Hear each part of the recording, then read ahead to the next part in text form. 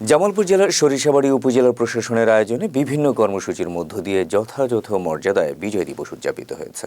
১৬ December সোমবার দিবসটি উপলক্ষে উপজেলা মুক্তিযোদ্ধা সংসদ প্রাঙ্গণে রাত ১২টা ১ মিনিটে ২১ বার তোপধ্বনির মাধ্যমে অনুষ্ঠানের সূচনা করা হয়।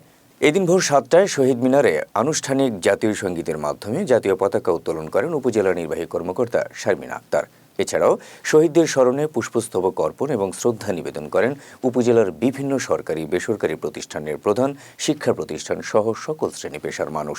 এ সময় সরিষাবাড়ী উপজেলার কৃষি কর্মকর্তা অনুপ সিংহ, উপজেলার শিক্ষা কর্মকর্তা মোজাম্মেল হক, সরিষাবাড়ী থানার অফিসার ইনচার্জ চাঁদ মিয়া, উপজেলা প্রকল্প বাস্তবায়ন কর্মকর্তা শওকত জামিল, উপজেলা সমবায় কর্মকর্তা আব্দুল হামিদ সহ সকল দপ্তরের কর্মকর্তা, বীর মুক্তিযোদ্ধা সহ সকল শ্রেণীর গণ্যমান্য ব্যক্তিবর্গ উপস্থিত ছিলেন। পরে সকাল ৮:৩০টায় উপজেলা পরিষদ প্রাঙ্গণে স্থাপিত শহীদ মিনারে উপজেলা প্রশাসনের পক্ষ থেকে জাতীয় পতাকা উত্তোলন, জাতীয় সঙ্গীত সহ বেলুন উড়িয়ে বিজয় দিবসের উদ্বোধন করা হয়। উপজেলা একাডেমিক সুপারভাইজার রুহুল আমিন বেগের পরিচালনায় বেলা ১১টায় অডিটোরিয়ামে বীর মুক্তিযোদ্ধাদের রজনীগন্ধা ফুল দিয়ে সংবর্ধনা প্রদান করা হয়। মসজিদ মন্দিরে শহীদদের স্মরণে এবং দেশ ও জাতির কল্যাণে দোয়া ও মোনাজাত অনুষ্ঠিত হয়।